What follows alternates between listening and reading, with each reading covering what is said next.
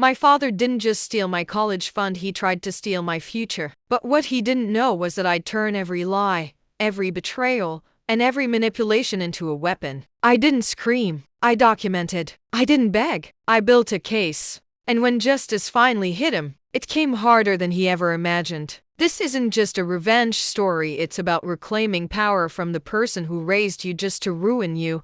The morning light streamed through the gauzy curtains of Vanessa's tiny flat in London, casting warm golden hues across the hardwood floor. As the reality of her situation settled like an anchor in her chest, the voice of her father still echoed in her mind, casual, detached, devoid of remorse, as he admitted over the phone to stealing her entire college fund, her sanctuary, the life she had carefully constructed piece by piece over the past 4 years, suddenly teetered on the edge of collapse. Her hands trembled, but her face remained composed, a quiet fire igniting behind her eyes. She refused to let him see her break, refused to give him the satisfaction of watching her crumble. She pressed her fingers against her temple, forcing back the sting of betrayal. Her breath caught as she remembered the long nights spent juggling part-time jobs and essays, late hours at the campus library, sacrifices made and pleasures skipped, all in the pursuit of a future she believed in. Her path had been a staircase she built for herself with each scholarship,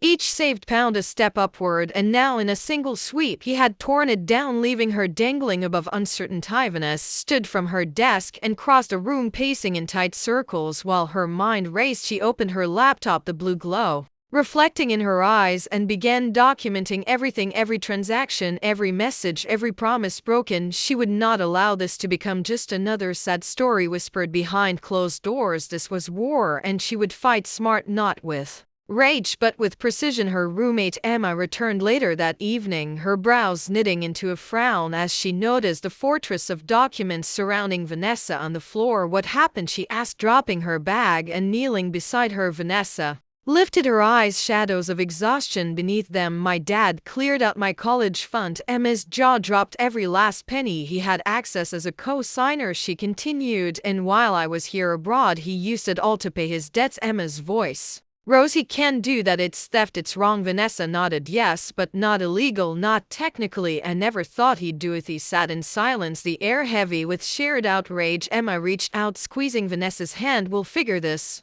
out together, you're not alone. Vanessa nodded again, grateful for the solidarity, but knowing this fight would be hers to lead. That night, after Emma had gone to sleep, Vanessa remained at the kitchen table, lit only by a single lamp. She listed her goals: short-term, find a way to stay enrolled; long-term, hold her father accountable for every cent he had taken. Days turned into a blur of calls and consultations with legal advisors, financial aid officers, and academic counselors. Her professors noticed the shadows under her eyes, a tight set of her mouth, but Vanessa maintained her grades, never missing a deadline, faltering even as her world reeled from the betrayals she refused to give in. Her father sent texts pretending everything was normal, suggesting she modeled to earn money, offering backhanded compliments that boiled her blood. Vanessa stopped responding. She saved every message, logged every attempt he made to downplay what he had done. Her grandmother's voice came as a lifeline. One afternoon, when she finally told her the truth about what had happened, the older woman was silent for a moment, then her voice turned steel. He has gone too far this time. Her words held power, and Vanessa felt a shift as her grandmother took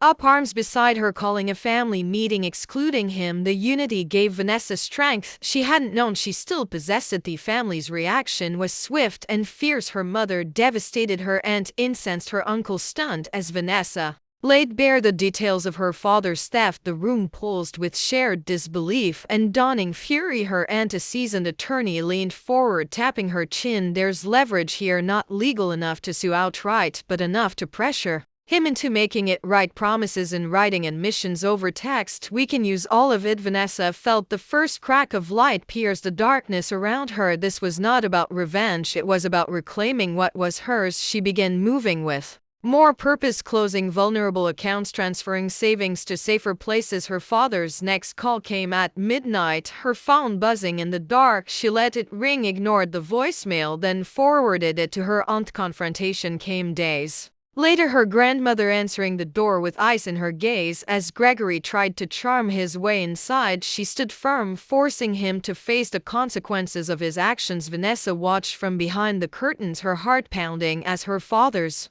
composure cracked under the pressure. She had never seen him look small until that moment, and the image seared itself into her memory. Letters followed, direct and unrelenting, laying out his choices: restitution or exposure. Her father responded with fury, then with a plea, with guilt, all of which Vanessa met with silence. She focused on rebuilding her life, her classes, her part-time job at a local cafe, her evenings spent buried in textbooks and strategy sessions. With her aunt, the emotional toll weighed heavily on her, but she kept moving forward, drawing strength from her victories, each small win a step toward freedom. Her mother finally filed for divorce, citing not just financial betrayal but emotional abuse, patterns of manipulation that had haunted her for years. Vanessa's truth became a catalyst for change for justice, and her father showed up uninvited at her grandmother's doorstep again, this time with crocodile tears and flimsy apologies. He was met with closed doors and firm boundaries. The family had drawn a line, and behind it, Vanessa stood taller than she ever had, her strength no longer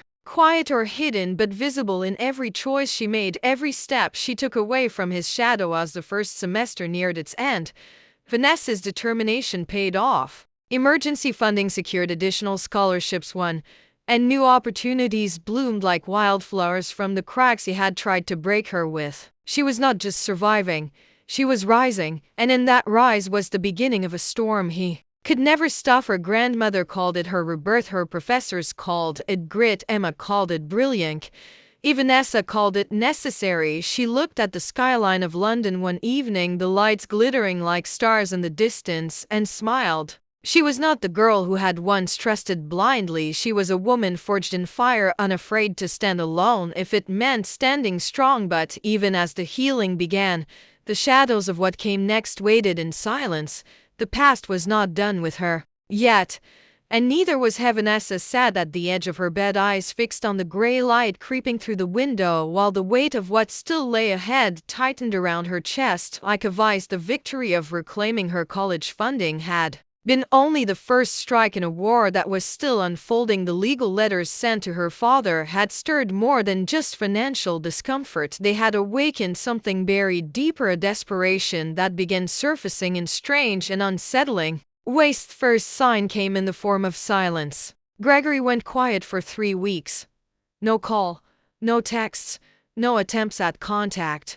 A silence that unnerved Vanessa more than his manipulative voicemails ever had. She knew better than to trust the quiet with a man like him. It meant calculation, not remorse, and she was rider. Aunt Sarah called her on a Thursday evening, her voice tight with concern. "Have you heard from him?" "Not since the demand letter," Vanessa replied. Why? She listened as Sarah explained someone had accessed her public academic profile and downloaded all her recent award certificates and project summaries. It might have been harmless except for the IP address. It traced back to her father's neighborhood. "He's gathering information," Sarah said quietly. "Not for your benefit." Her stomach turned even as her resolve hardened. Vanessa forwarded the data breach report to her university ID department, who flagged her profile and increased security measures. Emma noticed a change in her expression as they studied together at a local cafe. "What is it?" she asked, closing her book. Vanessa looked around the crowded space, her voice low. "He's not letting this go. He's planning something." Emma's brow furrowed. "But what could he do that he hasn't already done?"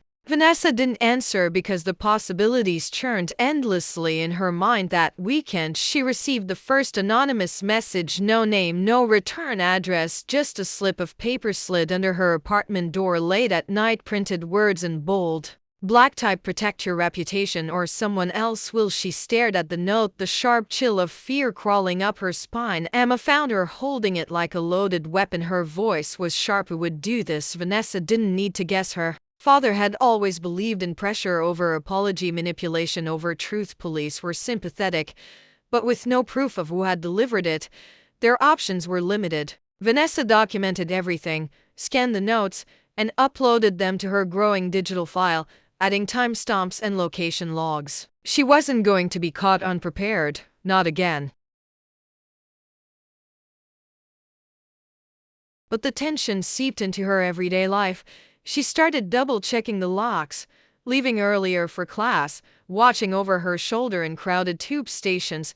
Even Emma noticed the difference. Her laugh was less frequent, her gaze always drifting to the edges of her surroundings. They both tried to maintain normalcy, but the weight of unseen threats pressed heavily between them. One evening, after a late study session, Emma convinced Vanessa to join her for drinks at a quiet jazz bar. Tucked behind a bookstore near campus, the music hummed through the air, wrapping around them like a balm, and for the first time in weeks, Vanessa let herself breathe just a little as she swirled the rim of her glass. A voice cut through the ambient noise, smooth, warm, and unfamiliar. "Do you always look this serious over sparkling water?" Vanessa turned, meeting the gaze of a man at the bar, tall with olive skin, deep brown eyes, and a tailored coat that suggested he paid attention to detail. She tilted her head, studying him, and replied, "Only when someone I don't know speaks to me without introduction." He smiled and extended his hand. "My name is Eli. I'm an architect, and I'm not usually this bold, but your friend just dared me to say hello." Vanessa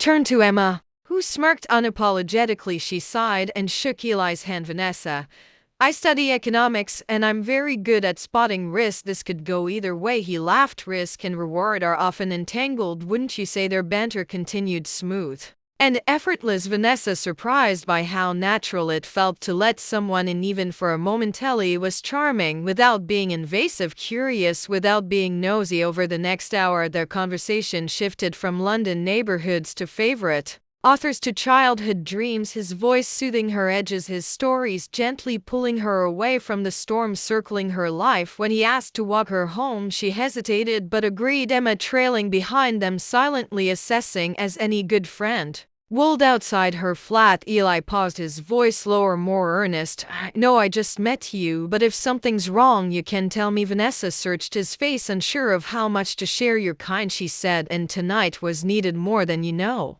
But I'm dealing with something personal and dangerous, and I can't risk dragging someone else into it." He nodded, slowly respectful. "Then let me say this, if you ever need someone to listen or help, I'm not afraid of complicated." Vanessa thanked him and watched as he disappeared into the night, his offer sincere and unpressured, a flicker of warmth amidst the chaos. But the next day reminded her how little space she had for warmth. She found her class notes scattered across her desk, reprinted with someone else's name. Someone had accessed her university submissions and submitted duplicate assignments under another student ID. It took hours with the dean and ID staff to clear the matter. Her professors believed her reputation protected, but the violation cut deep. It was psychological warfare, and she knew its author escalated the legal proceedings, requesting a court review of Gregory's financial records, citing harassment and malicious interference. He responded with a letter dripping in Fox innocence, claiming concern for his daughter's mental health, that he'd merely been checking in to ensure her well-being. The court was not amused and ordered an injunction against further contact until a formal hearing could be arranged. Vanessa felt relief for the first time since the silence began, but her vigilance remained sharp that night. She received a message from Eli, simple and unobtrusive. "If you're okay, just say so. If not, I'm still here." She replied without thinking. "I'm still fighting." He responded, "Then I'm still cheering for you." Emma leaned over her shoulder as she read the exchange. "He's cute," she said, teasing lightly and clearly into "Don't let the darkness make you blind to good things." Vanessa nodded, storing the thought away, not ready to trust it, but not discarding it either. Her mother called during the weekend, her voice lighter than it had been in years. The divorce proceedings were progressing smoothly, aided by Gregory's growing list of legal distractions. "Your aunt is brilliant," her mother said. "She's been 5 steps ahead of him every move, and your grandmother is planning to come to London again soon. She wants to be there for your graduation." Vanessa smiled, imagining her grandmother's fierce presence lighting up the tiny apartment. The thought gave her courage. The court hearing drew closer, the tension building like a storm on the horizon. Every day, Vanessa woke, wondering what tactic her father would try next, but the silence returned, this time more subdued, like the eye of a hurricane spinning quietly before the next surge. She spent the days preparing, reviewing files, statements, evidence, planning for every possibility. In the middle of this chaos, Eli reached out again, inviting her to visit a local museum exhibit featuring architectural designs inspired by literature. It was the kind of quiet escape she hadn't allowed herself in months. She agreed, and for a few hours wandered between columns shaped like sentences, staircases resembling poetry. Eli's presence steady and unintrusive. She found herself telling him pieces of her story. Not all, but enough to reveal the outline. He listened not with pity, but with respect. She found that Rarity sat on a bench beneath a sculpture shaped like an open book, and he asked gently, "What's your next move?" Vanessa looked at the pages above him, a thousand meanings carved into silence. "I win," she said calmly. "I win. And he never touches anyone in my family." Against morning of the court hearing dawned heavy and gray, the kind of sky that presses down on the city like a secret too big to keep. Vanessa stood in front of her mirror, smoothing the front of her navy suit, her hands steady even as her pulse hummed beneath her skin. It had been months since Gregory stole her college fund, months of building evidence, weathering threats, and fighting to hold on to the future he tried to destroy. And now she was about to look him in the eye across a courtroom, not as his daughter, but as his equal, no, as his reckoning. Sarah met her on the courthouse steps, a portfolio tucked beneath her arm and fire in her eyes. Behind them, Emma and Vanessa's grandmother stood as silent witnesses of everything they'd survived. Her mother had stayed home, needing distance from the man she was divorcing, but she had sent a message that morning, short and fierce: "Proud of you, make him regret underestimating you." Inside the courtroom, Gregory sat flanked by a slick-looking attorney, his suit sharp, his expression smug, like this was just another inconvenience to charm his way through. Vanessa took her seat with her chin high and eyes forward. She didn't flinch when his gaze met hers, nor when he gave her a little wink as if they were sharing a private joke. The sheer audacity of that gesture tightened something deep inside her, but she said nothing. Judge, a woman with graying hair and sharp eyes, called the session to order, and within minutes Sarah began laying out the case in clear, confident language. Financial exploitation, abuse of trust, manipulation, fraud through omission. She presented documents, screenshots, emails, and text messages painting a detailed map of what Gregory had done. Each exhibit stripped away his narrative until the truth stood bare before everyone in the room. Gregory's lawyer objected, often tried to redirect and confuse, but Sarah dismantled every argument with calm precision. By midday, the courtroom was heavy with tension, the judge leaning forward, visibly displeased. As the reality of Gregory's actions came into full view, he didn't just steal from his daughter, she said, slowly reviewing one of the documents. He sabotaged her future to fund personal luxuries under the guise of paternal concern. Gregory stood,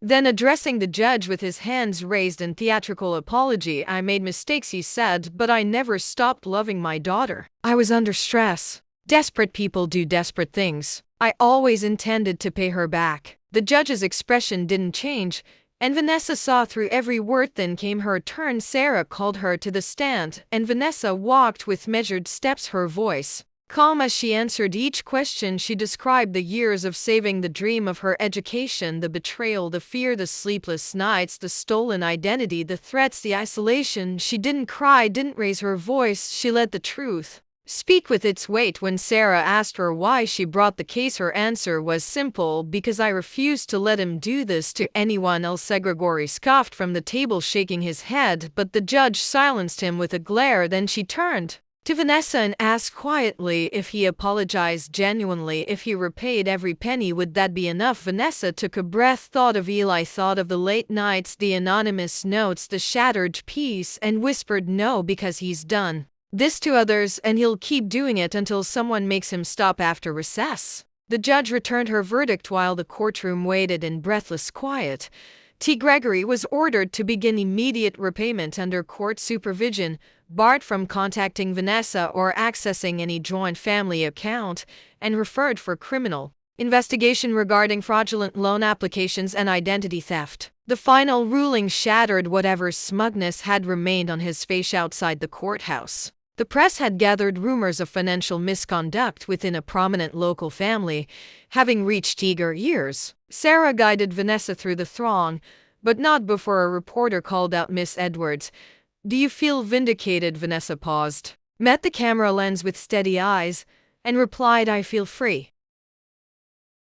That night, the family gathered in her grandmother's home for dinner, a celebration of more than just a ruling but of survival, resilience, and unity. Her uncle toasted to Vanessa's strength, her cousins offered stories of their small rebellions against the silence that once cloaked Gregory's behavior, and her grandmother raised a glass to the truth, which she said always finds a voice if you let it. Later, Vanessa stood on the porch alone, the air cool against her skin, when she heard footsteps. Beside her, Eli stood there, his hands in his pockets. No suit, no pretense, just him. "I watched the news," he said softly. "I wanted to come, but I figured you'd have enough support today." She turned to him, studying the warmth in his eyes. "You were right." He nodded, then reached into his coat and pulled out a tiny black notebook. "I sketched something for you." He flipped it open, revealing a delicate drawing of a bridge spanning from one jagged cliff to another. Beneath it, he'd written one word for word. She took the notebook gently, her fingers brushing his. "You don't like simple gifts, do you?" He smiled a little crooked and replied, "I don't like leaving things unsaid." "Then don't," she answered, her voice barely above a whisper. And in that moment, with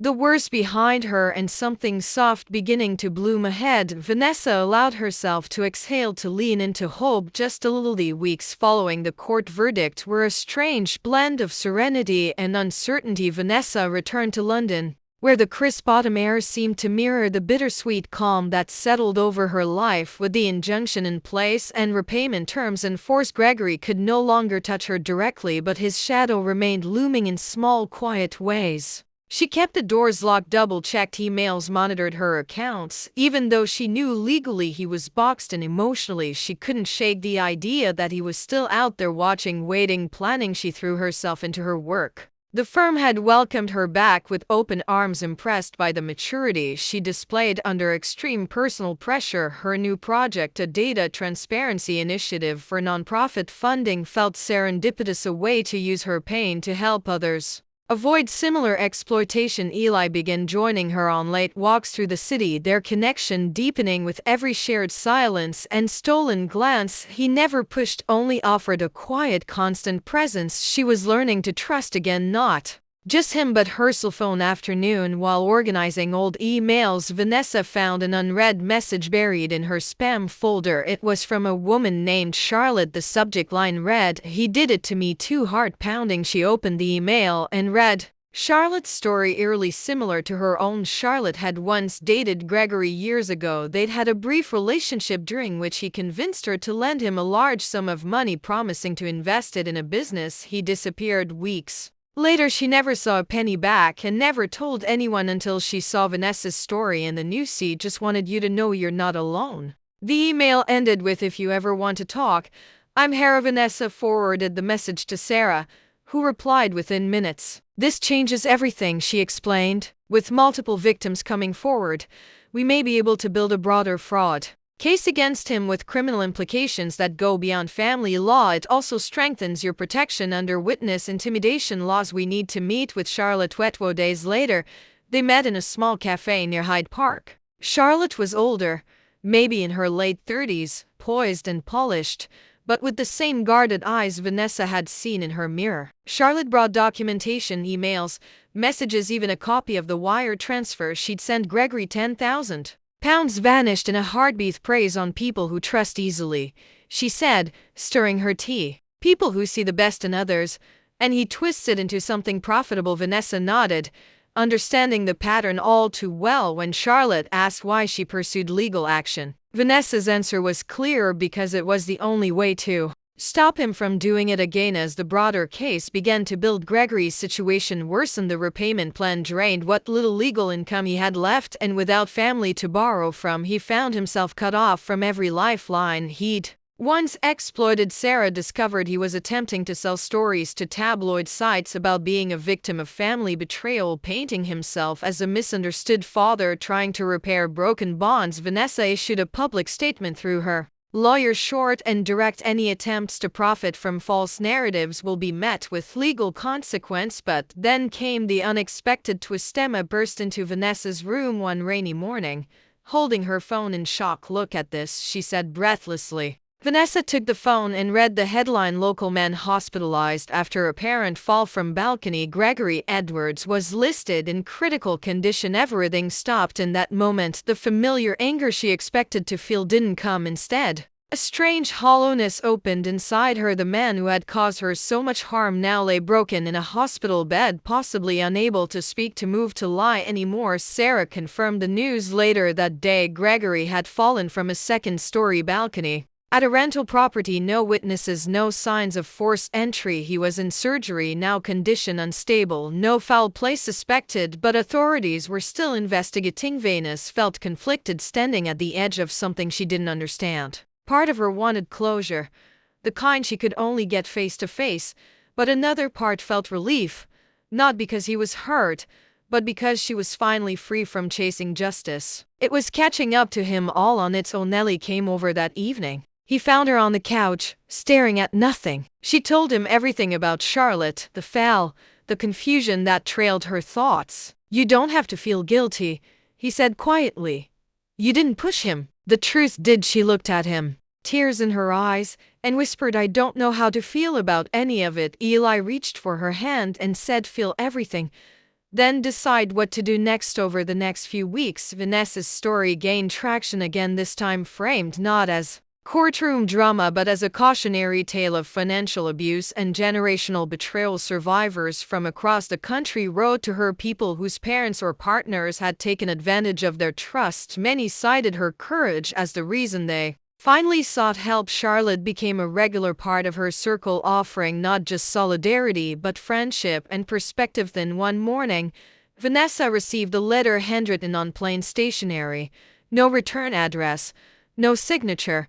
Just one sentence: "I hope someday you'll understand." She stared at the words for a long time, unsure whether they came from Gregory or someone else, someone trying to soothe their conscience or unsettle hers. She filed it away, not out of fear but documentation. It would never end with a clean break. Not really. People like Gregory didn't disappear. They rebranded, they resurfaced. But now she knew how to recognize the signs and how to defend herself. Graduation came in the spring. Her name called to thunderous applause as she walked across the stage, cap gleaming under London's rare sunshine. Her grandmother stood in the front row holding Emma's hand while Eli recorded every second of it from the aisle. The same bridge he'd sketched in that notebook months ago now appeared on the inner cover of her portfolio, a private symbol of everything she'd crossed to reach this moment. After the ceremony, they walked along the Thames, Vanessa clutching her diploma, Eli beside her.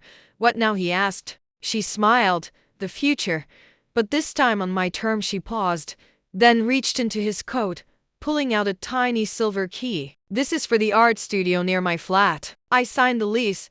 Yeah, I want to build something permanent, want to help." She took the key, her fingers curling around it. Something permanent sounded terrifying and perfect. All at once in the distance, Big Ben chimed as if to punctuate the moment. Vanessa looked at the skyline, at everything behind her and everything ahead. The pain, the betrayal, the long nights of doubt. They had shaped her but not defined her, and now finally she was free, not because Gregory was gone but because she had reclaimed the story he tried to write without her consent. She was done chasing justice. It had arrived, and with it, the quietly powerful beginning of something entirely her own.